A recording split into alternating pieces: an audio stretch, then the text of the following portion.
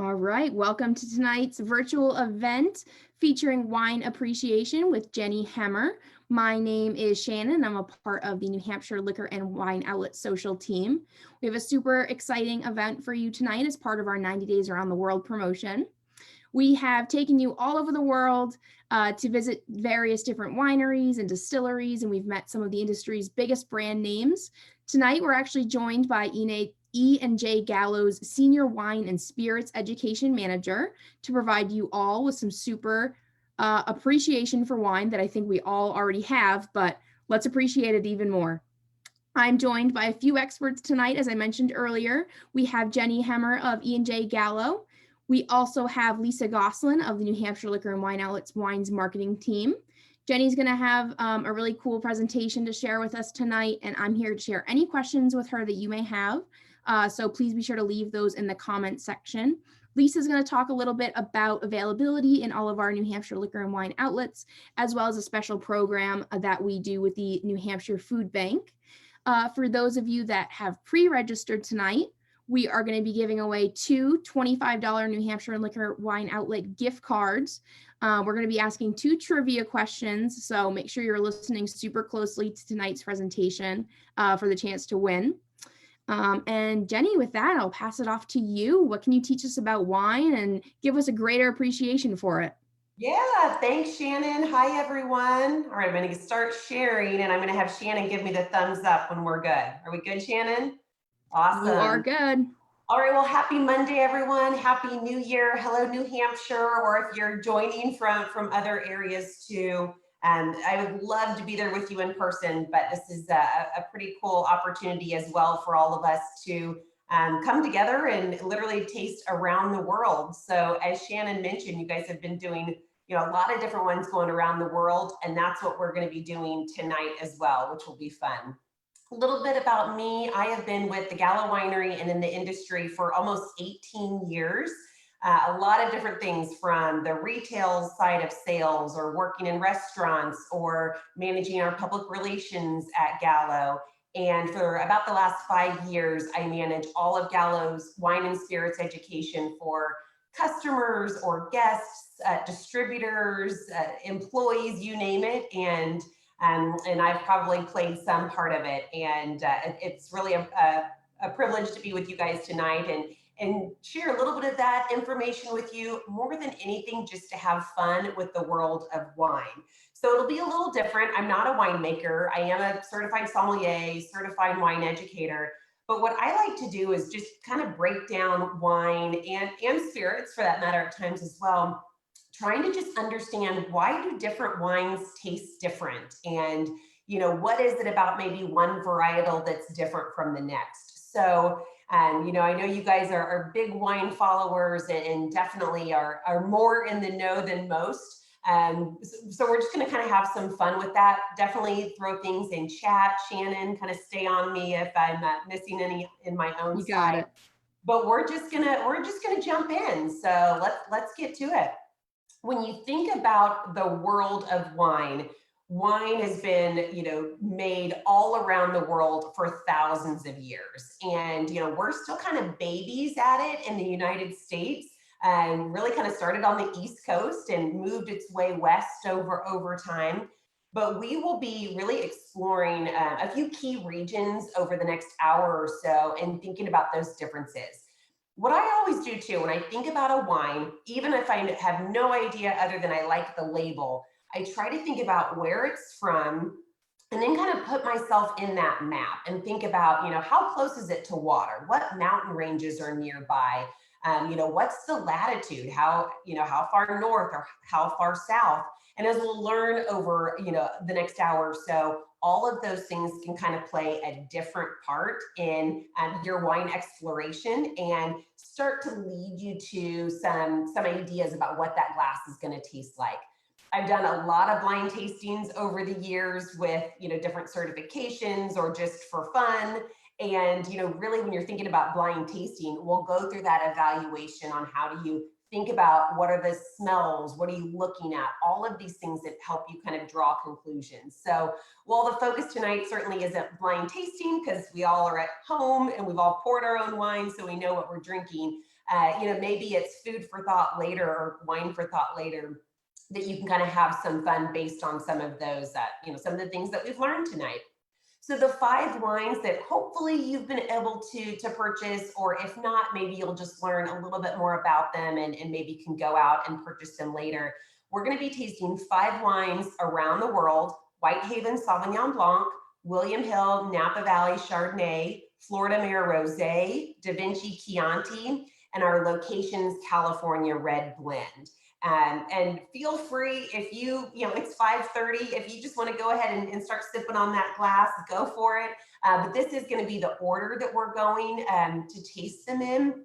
And I'm just going to spend about 5 minutes or so setting us up about how do we, at least in kind of the wine world, the wine education and tasting side of it, how do we really think through our the wine evaluation when we're tasting wine. The other kind of fun thing that we're going to throw at the end, if you happen to have any of these ingredients on hand, we're just going to play around with the Locations California blend at the end based on what does popcorn, my little bowl of popcorn here, what is popcorn, or what do these different food enhancements and spices, what do those end up doing to the taste of the wine? And ultimately kind of thinking through as you're working through food pairings with wine, what are these small little tweaks that might enhance the wine or the dish in order to really make it a better natural pairing. Because pairings can be tricky all over the board, but I'm just going to leave you with a few little tips about how you can maybe adjust a meal, or how you can make sure that the wine tastes great and the food tastes great as well. So last 5 minutes or so, we'll just play around with that. So let's get going. In chat here, the process of tasting wine. Now, tasting wine when you're just having fun tasting right now on a Monday, I hope is fun. Otherwise, you probably wouldn't have logged on and joined. But if we were to call you out and say, tell us everything you smell and taste in this wine, is that overwhelming to you? Is it scary, or is it fun? So let's just kind of see what kind of what we get in chat here. Shannon, are we seeing some come through? I've seen a lot of fun. I got someone saying pressure. Pressure. Very fun. We got some more funs coming in. I like that. Music to my ears. Wine tasting should be fun. Talking about wine should be fun. Remember this. You are the only one tasting that particular glass right now as yourself, right? So I will always taste differently than Shannon because we are just different people. We smell different things. We have different memories about smelling and tasting. I might say kiwi for the first wine, and Shannon's never had a kiwi in her life, so she will not get kiwi out of that first glass of wine. So, even if there's maybe a little pressure because we feel like we need these beautifully, descriptive terms for wine tasting, it really should just be fun. So, when it comes down to it, it might sound complex to again, accurately talk through what you're smelling and tasting, but really it's just describing what you're going through. It's describing what you see, what you smell, what you taste, what you feel. And again, this is where we just use all 5 of our senses. And I kid you not, as many, again, wines that I've tasted over my almost, 18 years or so, I still try to always spend about 30 seconds with the first glass of wine that I'm tasting, go through this little exercise just to kind of make sure that my senses are in tune and I can really get the most out of the glass of wine that the winemaker intended. And then I go and enjoy it. So that's kind of what we're going to do tonight as we learn about a few different styles. We're just going to also get our kind of senses focused on the sight, on the smell, on the taste, and in the touch.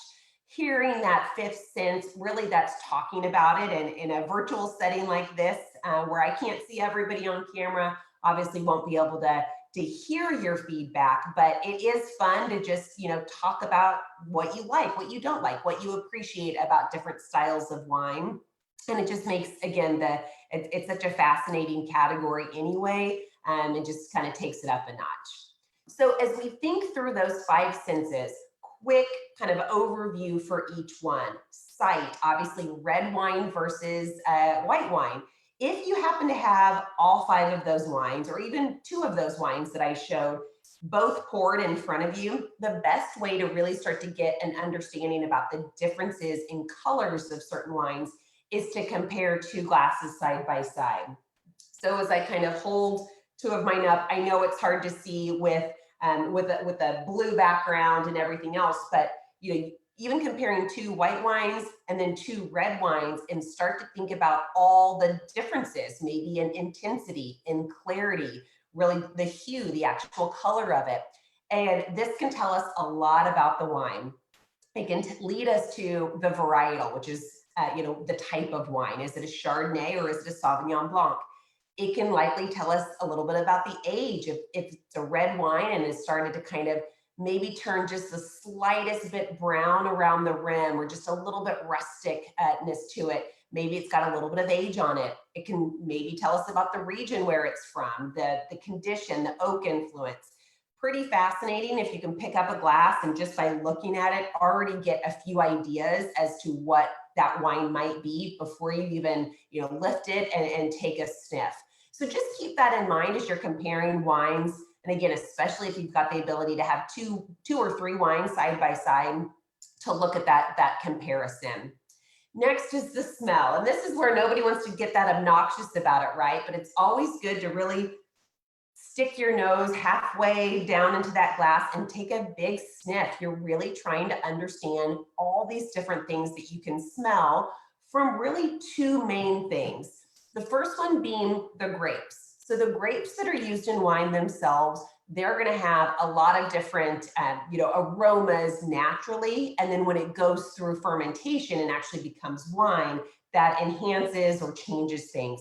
But a Chardonnay grape, a Sauvignon Blanc grape, a Pinot Noir grape, even though we're not tasting one of those tonight, those naturally have different aromas and maybe some different flavors.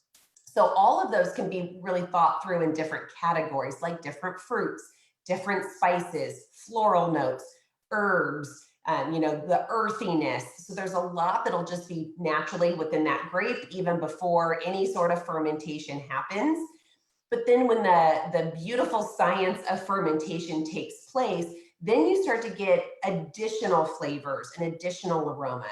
Sometimes we call that secondary, which is happening when the wine is actually made.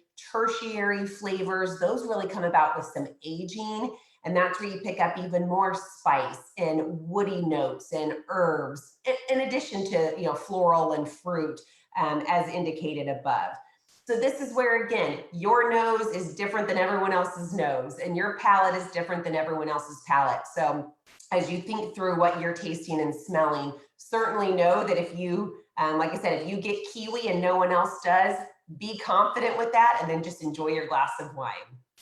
So that's really with smell. As I mentioned, this really can start to change with the winemaking process. Quick little overview of white wine versus red wine. The biggest difference being that red wine is made with the skins during fermentation.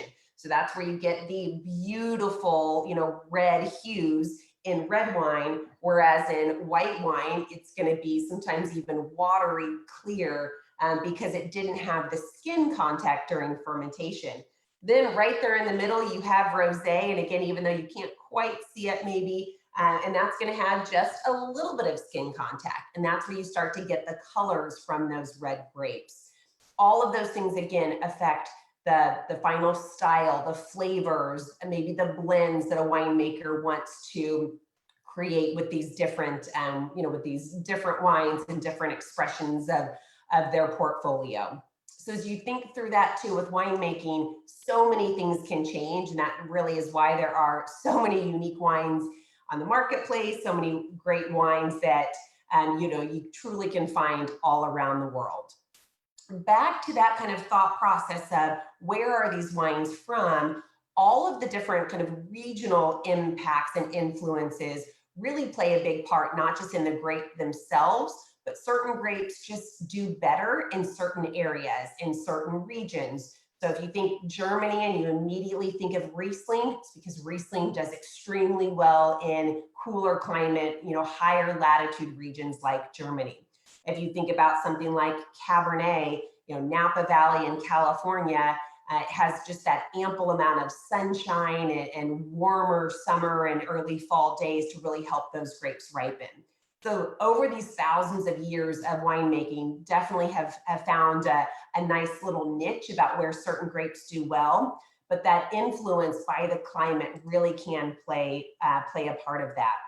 So even if you're thinking about a Sauvignon Blanc from New Zealand compared to a Sauvignon Blanc from France compared to one from California, always thinking about those different styles based on, again, how cool does it get? Is there a lot of fog in the region? Is it close to a body of water, which really acts as a moderator and doesn't really have quite the extremes as if you are, well, I'm in Kansas City, Missouri, so we are continental, landlocked. We have no body of water near us besides some rivers and lakes, right? So we're not going to have quite the moderating effect and impact, and we actually have quite large extremes in temperature. So what does that mean for the grapes? What does that mean for the wine that we're about to drink? Well, those cooler regions for fruit, cooler regions, think about things like citrusy fruits like lemons or limes. For red wine, tart, bright red cherries. As you get warmer, even kind of taking those citrus, lemon, and limes, then it goes to pear, then it goes to pineapple. You see, all of a sudden, you're kind of getting this tropical feeling like we're all in Hawaii or the Bahamas because you're in a warmer region. And so those grapes are really ripening and those sugar levels are skyrocketing. So that fruit flavor is going to change based on that climate and the region. Whereas in red wine, thinking about going from a bright, Bing cherry to a plum to a blackberry, you're losing some of that tartness and you're really gaining a lot of that kind of that juicy, riper fruit there as well. So acidity really kind of works in opposite directions as sugar. My kind of one thing on winemaking here, right? When the grapes are growing on the vines, the acidity levels over time will decrease when those sugar levels increase. And it's the sugar that we all love because that's what converts to alcohol and that's what makes our wine. So in these cooler regions, it's going to have higher acidity. You're going to have wines that really have a lot of that freshness. And just talking about acidity, my mouth is watering because that's really kind of what acidity does. So you'll have higher acidity within those cooler regions, cooler climates, versus maybe a little bit lower acidity in some warmer regions.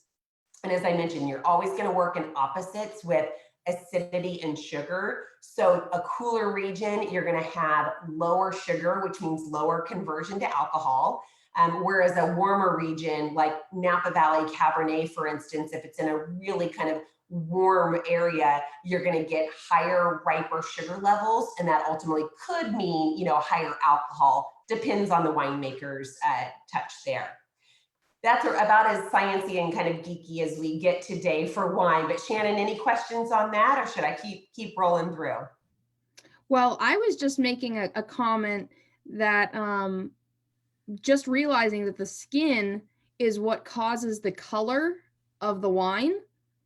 That's right. For my last 27 years on this earth, I thought it was the color of the grape that determined the color of the wine. Fun fact, almost every single grape, and I have to say almost every single one, because there are a few that actually have a red juice, but almost every single grape is actually going to have clear juice. So a Cabernet grape, as beautifully almost black or blue as it looks on the vine, if you squeeze it, you're going to get clear juice. So what you need that contact with the skins during fermentation in order to get that color.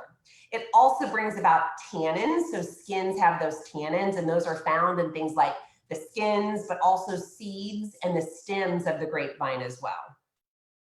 So yeah, hopefully, fun fact then for you, right, Shannon? I think I might have been one of the only ones that didn't realize that, but that's okay. Hey, we have a smart group with us. Always think about it this way. At one point, nobody knew that, right? Everybody had to learn it at some point. So here's actually a question in relation to that. Can a green grape produce a red wine? No. So when we think about white wine, it's interesting because the grape skins actually aren't white. They're, especially as they go through their ripening throughout the summer and into fall, regardless of the hemisphere, they actually can look really, beautifully golden or actually quite green. But by the time you get, you want to press that juice away from the skins almost immediately upon entering the winery. And then you go through fermentation without the skins for white wine. But flip it around, a red grape can produce a white wine if you bring in like Cabernet grapes, but immediately press and make sure that there's no skin contact with those grapes. And then I've actually had like a white version of Pinot Noir, and it wasn't Pinot Gris, it wasn't Pinot Blanc, it was actually Pinot Noir, but just made without any skin contact. Really interesting because you don't get these different flavors and structure from the tannins, but still really fun way to experiment with some different wine styles. It's awesome. All right, well, and that's really kind of when we get to rosé, so we'll talk about that here as well. So the third one, so we looked at the wine, or when we get to our wine tasting, we'll have you look at the site, we'll have you smell it, then you taste it. That's the fun part, right? But there's different taste profiles, and we really think about the flavors. I get blackberry, I get cherry, I get chocolate. But we also want you to think about those actual tastes, your basic taste, things like bitterness, right? Dark chocolate or walnuts. Saltiness, typically not in wine, but that's one of your basic tastes. So I always like to throw that out there. There's times that maybe a wine might feel like minerally or something like that. It's not necessarily a saltiness, but it's just a style of that wine. Sweetness. So people sometimes either have a love-hate relationship with thinking they don't like sweet wine, but trust me, they're delicious and refreshing in their, in their own place, depending on the different styles that you like.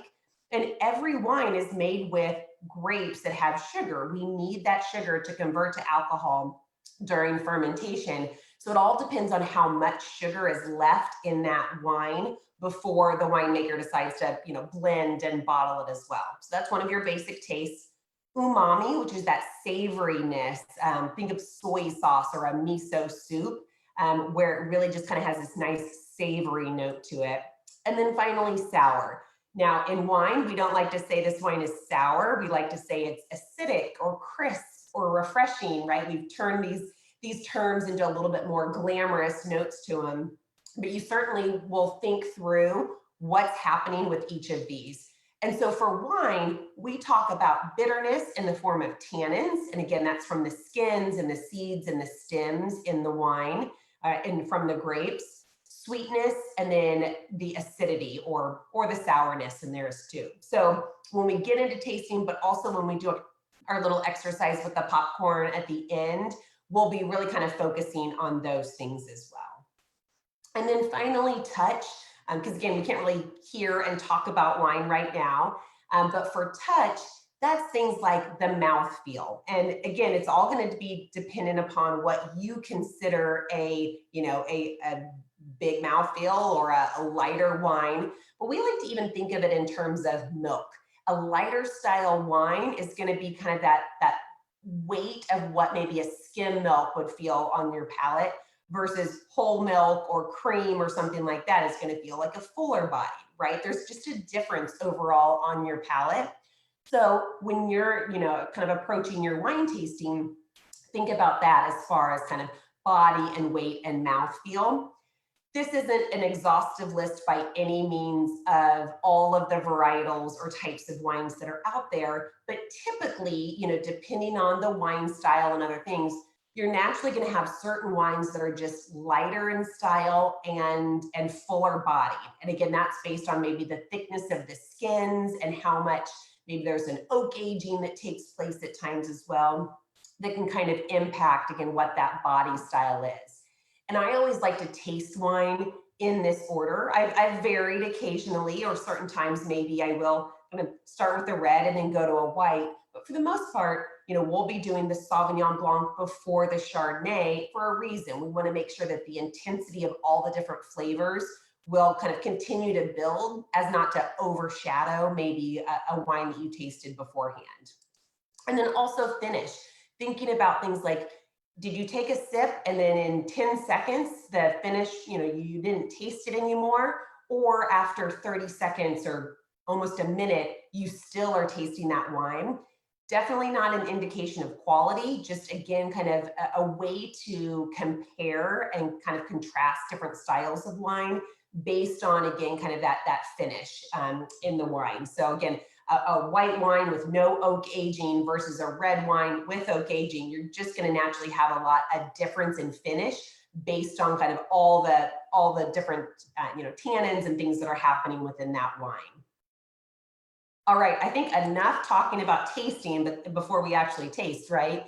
So now what we're going to do is we're going to walk through 5 different wines, just kind of have some fun comparing. I'll tell you a quick little story about each one. And the kind of the fun thing, so my counterparts, my Gallo counterparts in New Hampshire helped pick this lineup today. And I'm lucky enough that I've actually been to all of these locations where these wines are made. So these each have a personal kind of place in my heart. Gallo has quite a few brands, but to really kind of pick a few favorites occasionally. And so this is a fun lineup tonight that we've got in store for you. The first wine we're going to have is Whitehaven Sauvignon Blanc, and that's from New Zealand. So New Zealand's on an island, as we'll soon see. So it's, you're going to have a lot of different kind of climatic influences just because it is right there on this really tall, thin, skinny island. Then we're going to have a Chardonnay from Napa Valley, where it can get a little bit warmer, although still kind of in a maritime climate or Mediterranean climate. Next, we're going to jump over to France. So pack your bags, since we really can't pack our bags right now for anywhere. We will tonight, and we will have a rosé from Provence, France. We'll stay over in Europe, and we'll have a Chianti, which is the Sangiovese grape. We'll have a Chianti from Da Vinci. And then we'll go back to California for our Locations California Red Blend. So everybody, if you've got it, go ahead and pick up your Whitehaven Sauv Blanc. And I just want to share a little bit about what Sauvignon Blanc is. This is truly, this is one of my favorite whites, and I probably will say that for all of these. But there's just something about the aromas and the intensity and flavors and so many things that Sauvignon Blanc does. And it's really malleable, which means it's really different whether it's grown in New Zealand versus France versus California versus Oregon. I mean, you name it, they're going to vary based on those different styles. But you look at some of these different kind of aromas that might be in an individual glass of Sauvignon Blanc, and we're all across the board. Really green, so the pyrazines, which is just one of the compounds in wine, you start to get these interesting things like jalapeno or kiwi or this fresh cut grass. But you can also get pineapple and melon and figs and kind of even like a toastiness on it too, if there's any sort of aging within oak. So a lot of different styles, again, based on the climate, based on the region there as well. This particular one, the Whitehaven Sauvignon Blanc, and it was about 15 years ago that I actually had the pleasure of going and meeting Sue White, the founder and the owner, and actually got to go to her home and really kind of understand what it's like to leave a banking industry, which is what she and her late husband were in. They sailed on a yacht, and it was hurricane season, so they decided to kind of take shelter literally in the Marlborough region, which is that circle part on the map that's right there on the northern part of the South Island. And they just fell in love. They fell in love with the climate, the vineyards, the wine styles, and they decided to start their own winery. So they've got, you've got this really cooling influence from the ocean all the way around. But you've also got some mountain ranges that can help protect from some of that ocean breeze as well. So you still get some, it's a really long growing season. You've got a nice ample sunshine, but then it can get really cool at night too. So it really preserves that acidity within this particular wine. So let's give it a taste. I'm helping you cheat. I'm giving you the wine aromas and flavors and the different style here as well. But the important thing to do is, again, take just a few seconds of looking at the site, looking at how clear that white wine is. Put it over a white piece of paper or a white background or napkin or something if you're fancy with white napkins at home. And think about, again, how clear that is. And in your mind, you might be thinking, okay, I'm going to have probably a nice white, crisp white wine, right? Now give it a smell. Give it a smell, give that glass a swirl if you're daring enough, and I'm sure you are, and really smell it again and think about all those different aromas that are popping out. I mean, here I do smell a lot of those tropical notes. I start to pick up a little bit of pear, but also a little bit of pineapple. I get some of that lemon. I start to really think through some of that, again, the greenness to it, where it's just a little bit of like a, a fresh cut grass as you're walking out on a summer day. Give it a sip. And really, I'm going a little faster than normal, but really try to just let it kind of linger in your mouth and on your palate and think about that acidity. My mouth is obviously puckering, but I'm also now kind of thinking about all that I just smelled. So now I'm thinking, did I smell pineapple? Do I taste pineapple? Doesn't always have to match up. But sometimes our what we're smelling and what we're tasting can vary a little bit, but that's the fun part about wine tasting in all these different styles. So this particular wine, 100% Sauvignon Blanc, like I said, really crisp, lots of high acid. So this goes really well with a variety of foods because the acidity just helps kind of lift a food. And it's really easy to pair with like a, sushi because it's just kind of a good light, crisp, refreshing, or something creamy like a creamy fettuccine Alfredo that kind of helps cut through some of that creaminess and richness with this as well. So yeah, this is, like I said, fun one, especially for the first glass of the day. Also important to point out though, with acidity, that first sip might have been really tart for you. Take another sip and another sip because acidity will start to soften over time as well. Your body gets used to it, just like they do with sugar and sweetness. So that first sip is always, it's going to be a little more subdued as you take a couple of other sips, just because your mouth adapts to that acidity. So kind of interesting how our taste buds really kind of change and adapt to that. Shannon, any comments, any questions going on? We have a comment on our Zoom asking what the alcohol content is for this specific wine. I actually have that right here. So this one's a 13% alcohol, which is right in range. So most of your table wines are going to be anywhere from 12 to 14, maybe 15%, maybe pushing it a little bit as well. But again, thinking about where this is in New Zealand, and you want to really maintain that acidity. So Sauvignon Blanc, you'll pick it, you'll harvest it off the vine, actually earlier than most varietals, because you really want to make sure that those grapes still have a lot of acidity and enough sugar to convert into a nice, well-balanced wine. But you really want that acidity in something like Sauvignon Blanc. So typically you're going to find those a little bit less alcohol anyway, because you really want to make sure you get a lot of that acidity in your final wine. And that's actually a great segue as to how well this wine ages. Does it need to be drank really quickly to keep that crisp edge? Sauvignon Blanc, it's not intended, especially that's 100% stainless steel, which is what this one is, meaning there's no time that it's spent in oak. You want these really fresh flavors. Now, it doesn't have to be consumed immediately. I've had Sauvignon Blancs that have aged, 2, 3, 4 years, but you do want that freshness. So for the most part, especially wines that are on the commercial market that we all kind of purchase and go right home and drink, that's really kind of where they're intended, because you want those flavors. Aging though can get tricky, right? Because no one knows when that perfect time is to open a bottle. So my theory on that, kind of get 2 bottles of it. If you really like it, try it today and then try it, in a year if you can wait that long, or a little bit later. And even better if you can jot a few notes about what it was tasting like the first time you tried it versus the next one. Because it is interesting, either what you perceive those changes to be, or really what kind of happens in the bottle too. And that's good. I'll try to remember that and kind of talk through aging for these different varietals as well. So let's keep moving here. I know we're kind of just moving right along with time. The next is going to be Chardonnay. So I've got the William Hill Napa Valley Chardonnay in my glass here.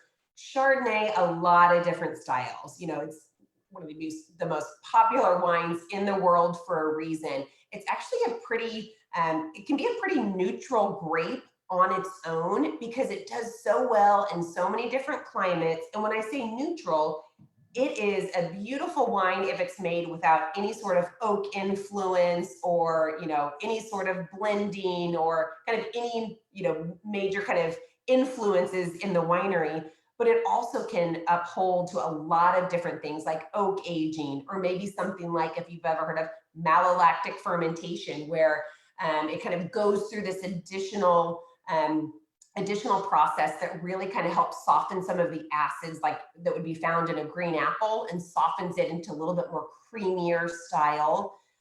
Also the lees that are used, once the yeast convert the sugar to alcohol, those lees, the yeast cells actually can kind of stay in the fermentation tank or in the aging vessel and allow, again, just another opportunity to give a little bit more of a softness or creaminess to the wine, or almost like a yeasty toastiness to it. So a lot of things that, again, a winemaker can do, or again, just kind of let it do its thing in the vineyard and really just kind of keep it a nice, crisp, clean Chardonnay as well.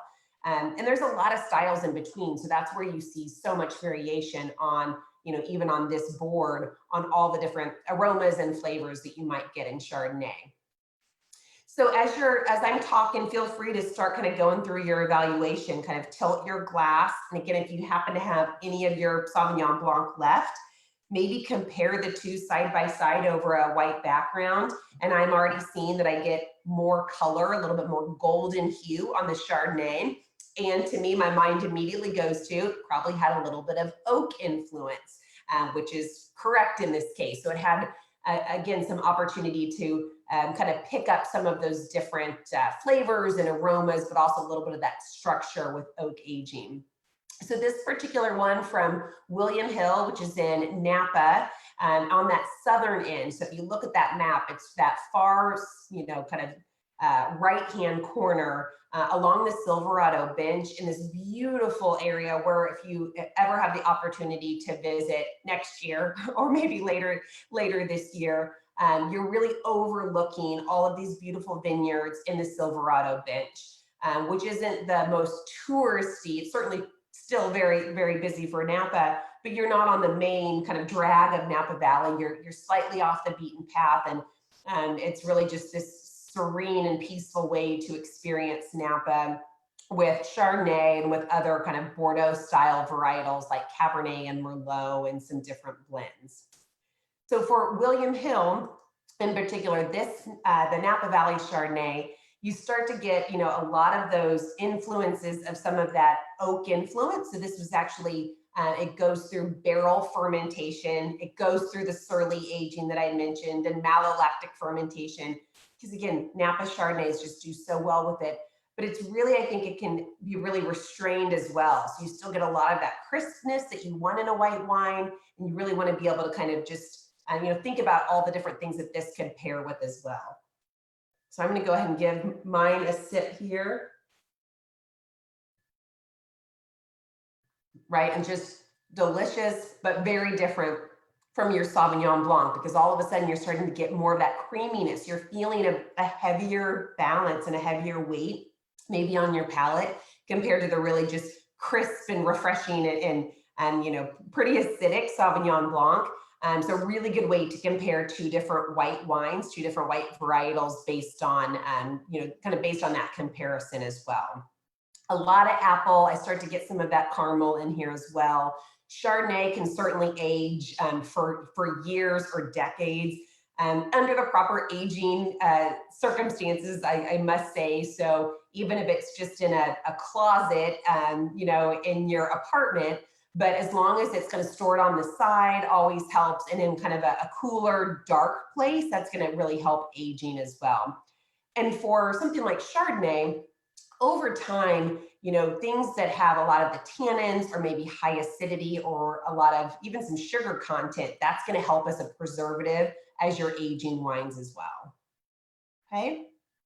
Let's keep going then, unless Shannon stops me. I'm going to move on to our rosé. So rosés, it's interesting because if you look at the lineup, and if I could tilt my computer down, I would, but right, to have two whites, two reds, and then right in the middle, this beautiful coral color, rosé. And it's a perfect segue to get ready for your red wine. Rosé has been made forever. So in this particular region in Provence, France, they've been making rosé for 2,600 years. I mean, they've got like so much winemaking experience for them that, again, we feel like babies in the United States with our winemaking experience.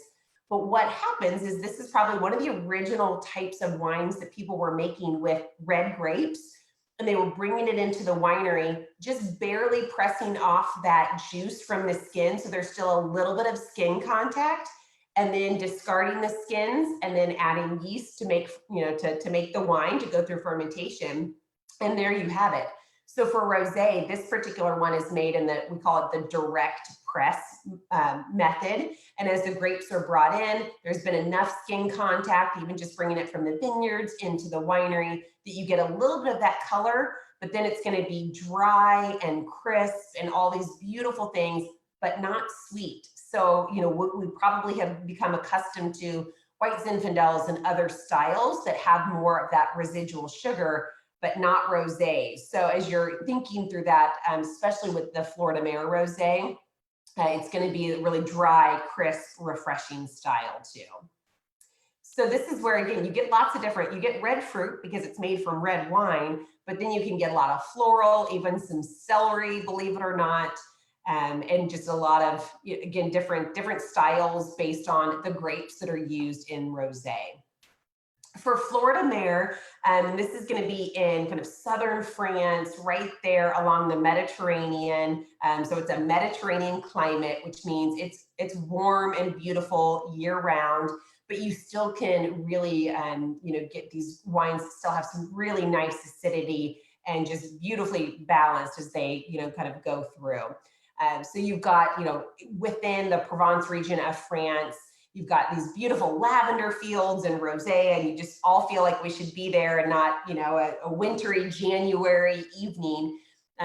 But just, a great region of the world that's really found a flagship within rosé production. So within Provence, that particular region, rosé is definitely their style and what they do well and what they do best.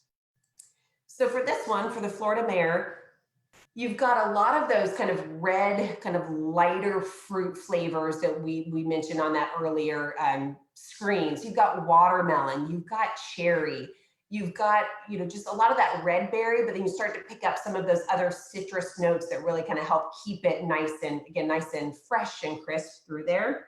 I'm gonna go ahead and have my sip as well.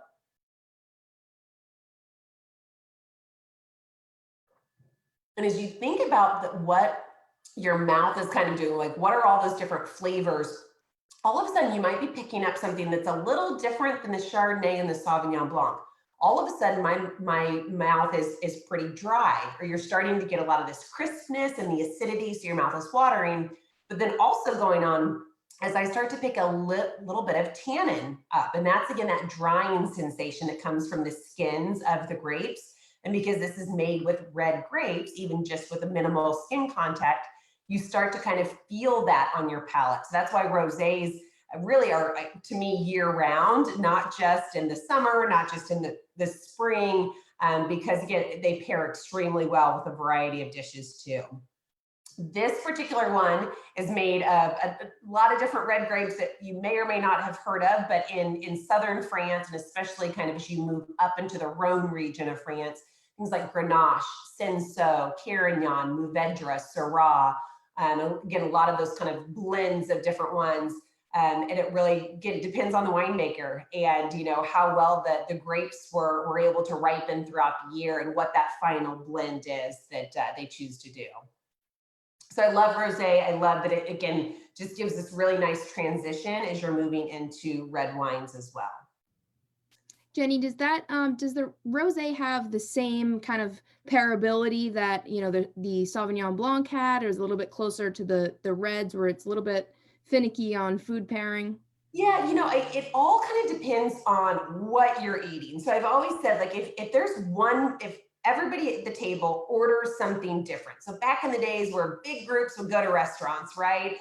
And somebody orders a steak and somebody orders salmon and somebody orders a salad. Now, my thought is don't just get one bottle if it's a table full, right? Get a few bottles. But let's say, you could only get one bottle. I honestly feel like, maybe a rosé, sometimes sparkling, or something like a Pinot Noir that can be a little bit versatile for different ones. Rosé, I think, because it can be so dry, you just want to make sure that if it's, something that can still kind of cut through some of the richness for certain dishes and not get overpowered. Because sometimes the beauty of a rosé is how it can be pretty delicate and you've got a lot of these floral notes. And a big steak is just not going to do it justice or the steak justice. And that's really my thought on food pairing is there's nothing perfect. You just want the wine to still taste good and you want the food to still taste good. And somehow if you can find that match where they both work really well together, then, you're in heaven at that point. So, certainly for lighter styles and, appetizers, charcuterie, something like a rosé is perfect for that as well. And then certain kind of seafood dishes too, certainly. They always kind of say what grows together goes together. So if you think about just kind of the Mediterranean dishes and seafood and grilled veggies and, all of these just, delicious, flavorful, herbaceous type meals and dishes, that's where something like rosé would be great. I I love think that. I have never heard that. yeah. Oh, almost dinner time for all. So I think, too much food talk and we're all going to need to stop and go get our meal. But now you've got good wine to go with it too. So next we're going to just go from France over to Italy. And that's literally what I did when I was at the our Florida Mare vineyards and then kind of flew over and was able to then go visit our partners at Da Vinci. But this is something that, again, you may or may not know. Chianti is the region and Sangiovese is actually the grape. Now for rosé, I didn't list a grape because rosés can be made from any red grape, really, when it comes down to it. But there's certain ones that just do better. Pinot Noir, Grenache, Syrah, Mourvedre, the ones that we just mentioned. But within something like, the European world, it can get tricky when you're newer to wine because the name of the grape is not always on the bottle.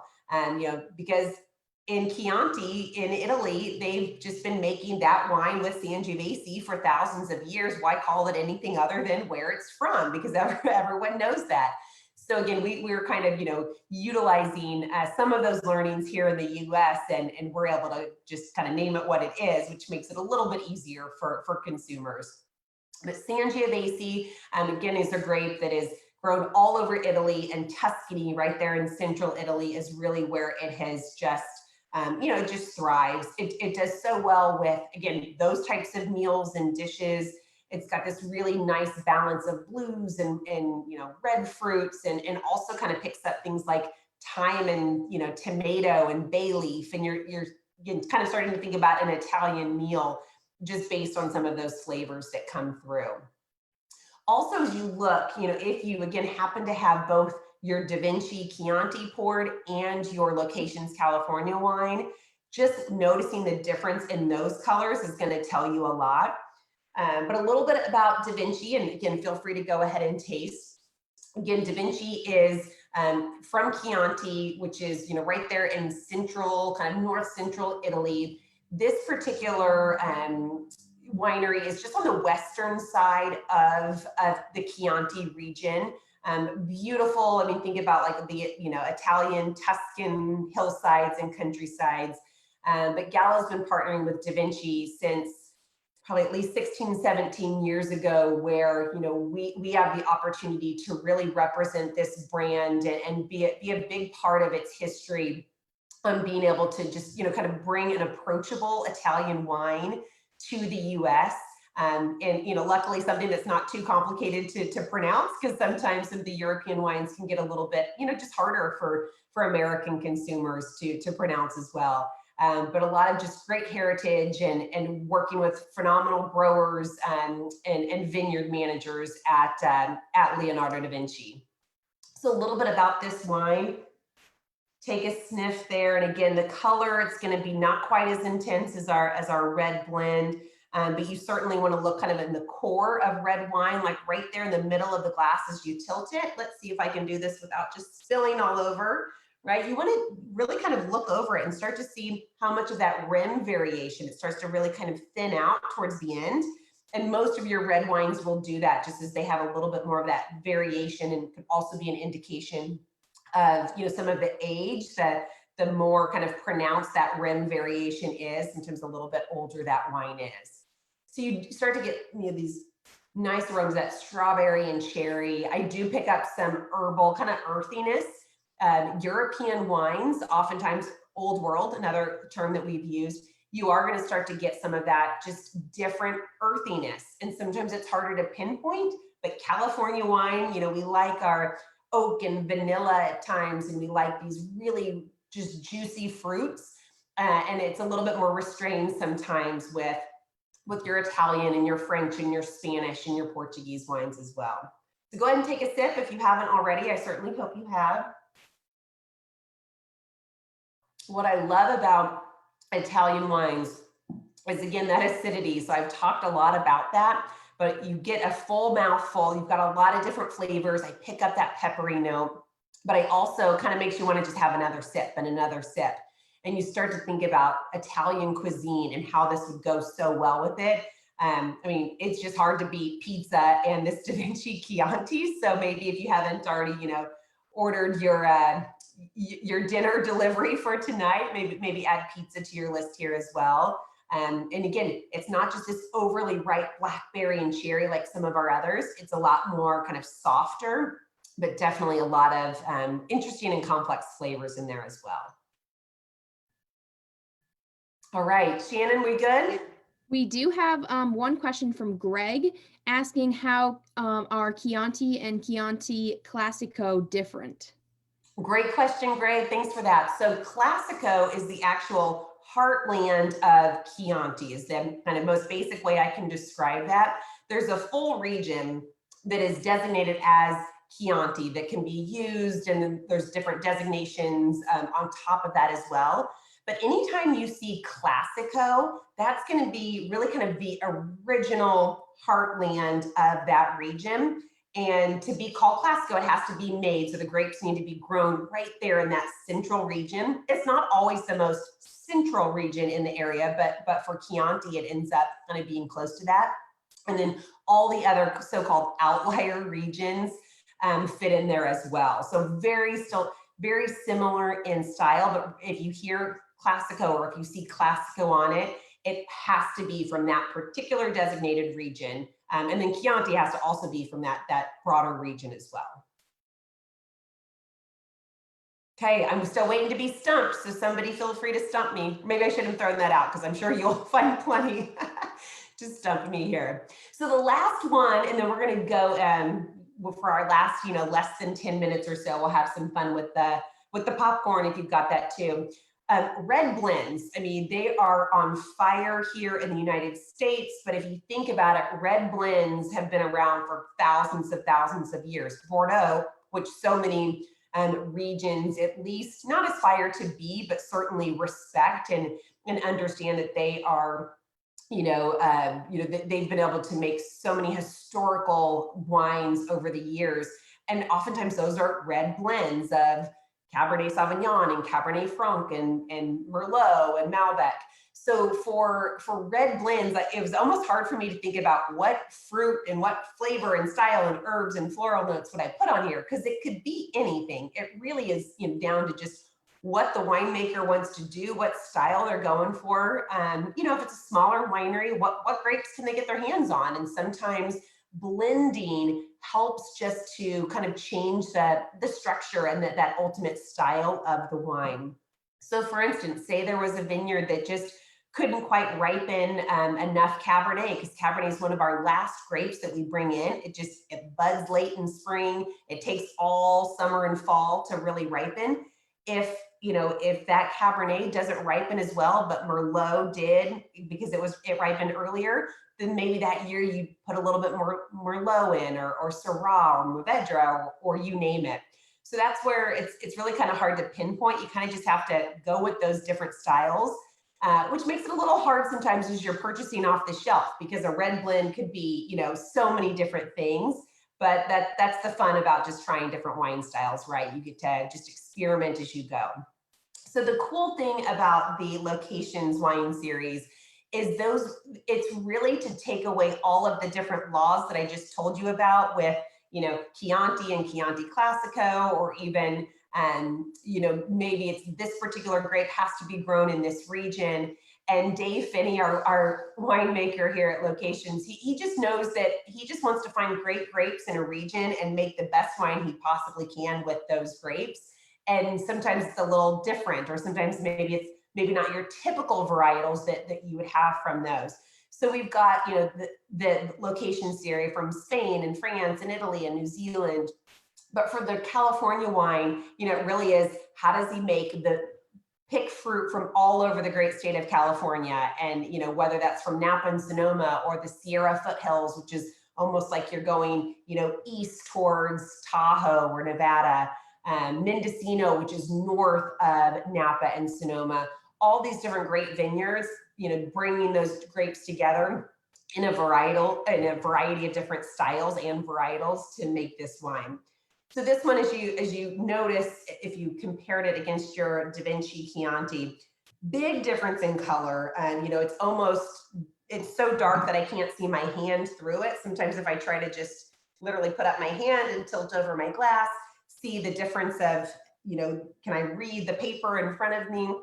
And that is going to be an indication of those varietals. The grapes that are used in that wine, longer skin contact, maybe, throughout fermentation, it just extracted a lot of that color from the skins. And these particular varietals that are listed at the bottom in the blend are known to have a lot of that great extraction and a lot of deep pigment and color that comes from those skins, versus something like Chianti, slightly thinner skins, and it's only Sangiovese, so you're going to have a little bit lighter style anyway. Cabernet Sauvignon, Petit Syrah, Zinfandel, and Syrah that are used to make this one as well. So if you haven't already, so we kind of talked through site, give it a sip.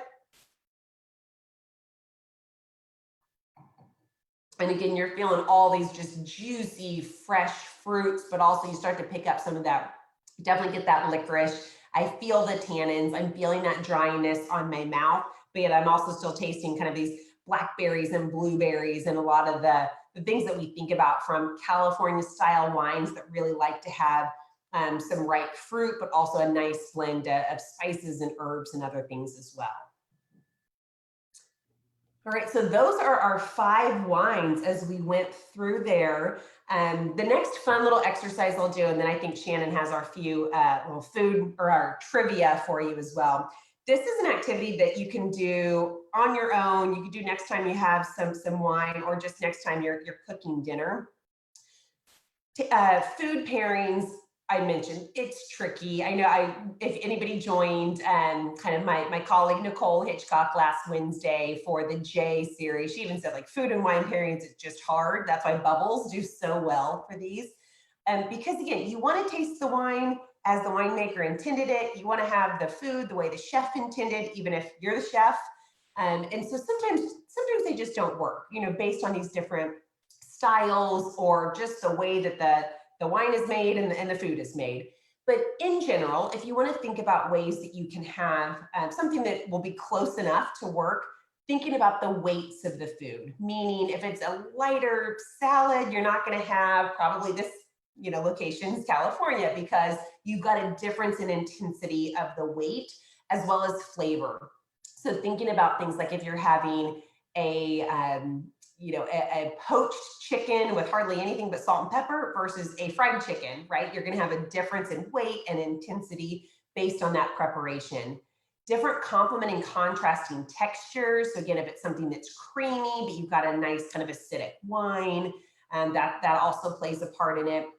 Bridging of flavors. So one thing I always love is Sauvignon Blanc with an herb crusted goat cheese, because you've got some herbs in the Sauvignon Blanc. And then if you get those herbs in the goat cheese with crackers or on toast or something like that, it's just delicious. And then it's thinking about those basic tastes. which is kind of what we're going to be kind of going through just for a couple of minutes here. And again, those basic tastes were the sweetness and sour and bitterness and umami, which we won't touch on today, although sometimes we have played around with this style in this exercise. And then heat. So even though it's not necessarily a basic taste, it certainly can play a part in wine, because there's a lot of dishes that have a lot of heat to it, and that's where wine gets a little tricky, because you don't want your wine to all of a sudden get too hot on the palate or almost pick up a lot of that alcohol perception. So sweetness can be a little tricky as well. So Shannon, are we good on time if we go through this for a few more minutes? Yeah, absolutely. Okay, cool. So if you happen to have this, and I will probably again spill this all over, but I've got my little dish here of all of these things. I have just some brown sugar. You can use regular sugar. I've got a lemon wedge. I've got some sea salt. I've got some walnuts and some cayenne pepper. And again, this is something you can do on your own or later, but it's kind of fun to think about what that taste does to the wine. So we're going to use, I always like to use a red wine because you have tannins, you might have a little touch of sweetness, not from a sugary sweetness, but just from the actual kind of the perception of the fruit. You've got acidity because every wine has a little bit of acidity anyway, and obviously flavor. So first, with the sugar, take a sip of your wine. And then what I do is I actually put a little bit of sugar on popcorn. You could also just lick the sugar, but that would seem a little weird as we're all on this Zoom together and Facebook Live. But I eat just a little bit of that popcorn and sugar. And then what I do is taste the wine again.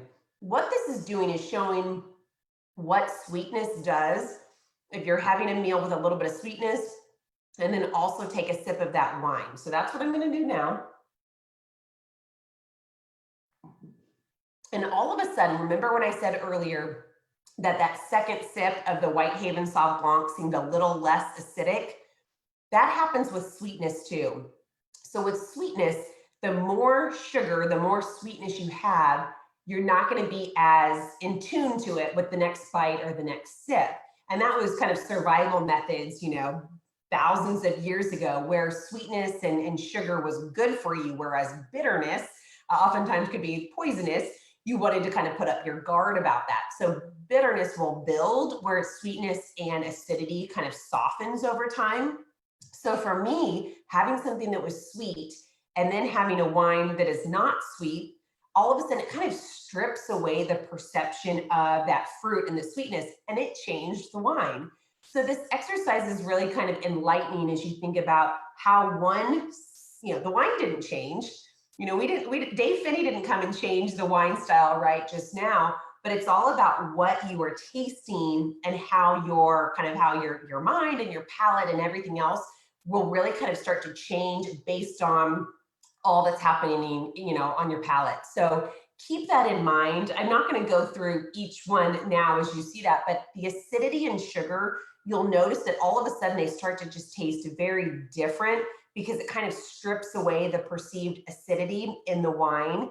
Same with the sugar. Salty popcorn and wine, you're golden, right? I mean, salt is a flavor enhancer. So having a little bit of that salt really should just maybe elevate some of those flavors and all the different structure and flavors and aromas that you're experiencing in the glass. It's a good way to really just kind of elevate those. Walnuts, those are interesting. So kind of just the big raw walnuts, not candied sugared or different things like that. That's a good representation of bitterness. So something like arugula salad or, some of those bitter greens as well. But all of a sudden, you'll notice this wine will taste so much drier. It'll taste just so much more bitter and tannic because they start to build. As I mentioned, with bitterness, people, you're naturally on guard. So anytime with that, you want to make sure that there's a nice balance of maybe a lemon zest on top or a little bit more salt or a little bit of sweetness to counteract that bitterness in a dish in order for the wine to taste, again, as it's intended as well. And then finally with cayenne pepper, that's something that, again, heat will just intensify the perceived alcohol in a wine as well if it's too much heat. And that's where any of the whites, especially the Sauvignon Blanc and probably the Rosé, are just this nice balance because they've got, enough of that acidity in there as well. But you're not contradicting any of the flavors. I love spice. So for me, I want wine to also go with spicy food because they're two of my favorite things in the world. So yeah, it's finding, whether it's bubbles or whether it's finding a sweeter style wine like a Riesling or even a Moscato or a Chardonnay that has a little bit of that extra, a little bit of sweetness there at the end really makes a great pairing. So that's that kind of our wine appreciation. And, really it's just about having fun. I mean, it's making sure that as you're tasting and kind of exploring the world of wine, that you're also appreciating all those different styles and all the different regions around the world. Because you might be surprised sometimes with some of the wines that you end up finding that you may not have thought you would enjoy. But, it's just kind of a fun journey to take. Awesome. So I think this is probably a great time to talk about our trivia questions. Before we do that, I'm just going to talk a little bit about our 90 Days Around the World program. So as part of the 90 Days Around the World promotion, we're offering all of our viewers the chance to win some really great prizes. Grand prize is actually a $2,500 gift card to the New Hampshire Liquor and Wine Outlets, as well as some guidance from our team of experts, just to be sure that you can pick all of the right products to stock your own at-home bar. So entering for a chance to win is super simple. Just head to your app store and download the Scavify app. That's spelled Scavify. And you're essentially going to earn points for every event, like tonight, that you join with us. Typically, we have a code word. Tonight, we're actually offering 100 points just for uploading a photo of your favorite wine. So if it was one of tonight's wines, definitely get on to the Scavify app and upload a picture of it, and you'll be automatically have that 100 points added to your account. So the more points that you earn, the bigger the prizes that you're going to be entered to win. So we've got varying different amounts of gift cards, $2,500, $1,000. So definitely worthwhile definitely worth your while. Is everyone still here?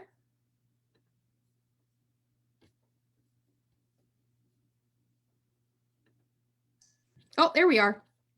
You guys still there? Yep, we're all still here. I'm still here. Sorry. Yep. Sorry. So so the more points you earn, the bigger the prizes that you're going to be entered to win, which is awesome. So let's shift over to the trivia questions tonight. Jenny, I don't know if you want to throw up your screen there. Yeah, happy to. Let's just make sure I can still do it. Let's see here. Oh, give me a second. Not a problem.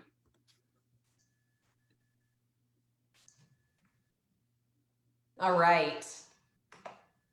All right. So the first trivia question, Jenny talked a little bit about the tannins and what effect that has on the grapes. So tannins are the bitter compounds found in what of grapes?